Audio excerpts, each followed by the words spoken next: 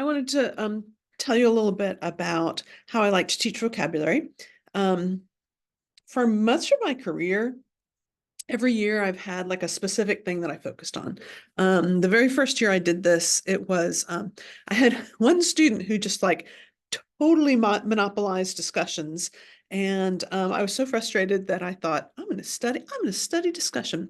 And so not only did I learn more about what to do about that particular problem, but I just learned about using discussion generally. Well, another year, my focus was on teaching vocabulary, and I want to show you a little bit about what I learned. I like to use, I don't do a lot of like PowerPoints or that sort of thing generally, but I like to use them for introducing new vocabulary. This would be an example of me introducing vocabulary that students are going to see in something they're about to read. In this particular case, they were getting ready to read a short story called The Kabuliwala. Um, love that short story. Great, great story for World Lit. So let's see, I need to pull up my PowerPoint. And what I would do, get this going here, is I would tell students, first of all, to take out a sheet of paper and to fold it in half lengthwise like a hot dog. And that I'm going to have them write the word, the vocabulary word, then like little off to the side, and then kind of in that first column that's made by folding the paper in half, they're going to take a guess as to what the vocabulary word is, and then I'm going to tell them the actual what the actual word means. So think for a minute about how this works with how the brain works, right? Having to make that guess now has them more active. Now they're more interested in hearing what the answer is, because, you know, a human, once they've made a guess, needs to know if they got it right or not. And so I love that method. So here's our first word. The word is vex, and I'm going to use it in 3 sentences. The first one is from the story itself.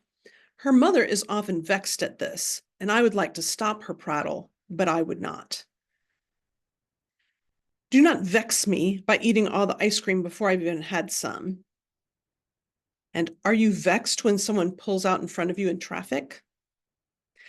So as you can see, I would read the students the 3 sentences, and the sentences generally have context clues.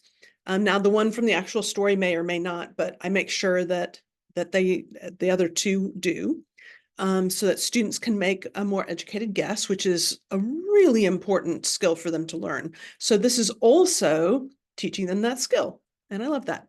Notice that I also use different forms of the word. I used both past tense and present tense in this case.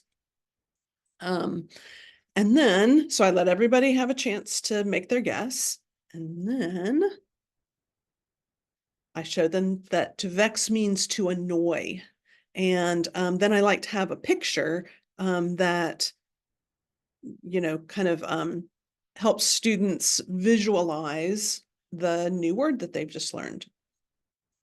So I go through and I teach them the vocabulary words using this method. So like we learned the word precarious, and then I give them the answer and so forth. So that's the pattern. Then the next day, or sometimes that same day, I like to use a very specific exercise. This is, of all the exercises I've looked at, this is my favorite. And I'll bring it up here.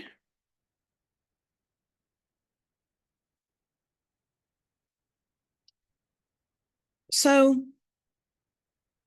what this exercise does is help them personalize the vocabulary.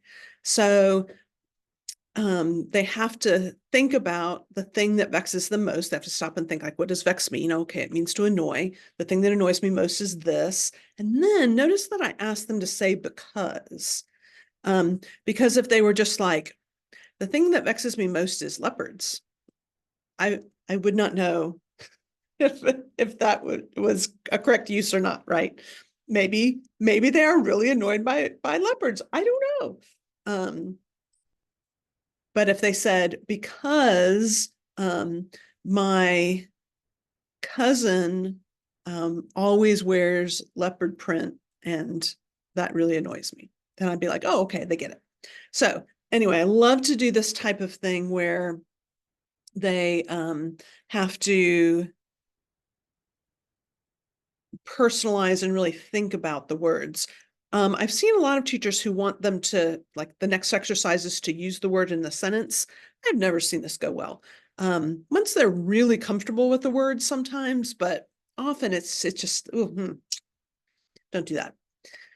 Okay, so let me show you one other thing, and that is how I would quiz vocabulary.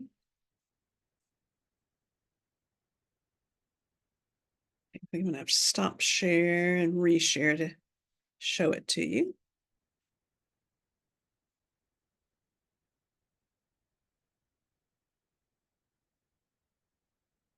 And again, it's not like I've just given a correct answer and 4 really random answers. Instead, I'm doing something super specific here. Okay, so something many people find vexing is, and what I've done here is I put one answer that's very wrong. And if the student answers that, then that tells me, okay, they really don't know this word. Then I put one that's correct and one that's kind of correct.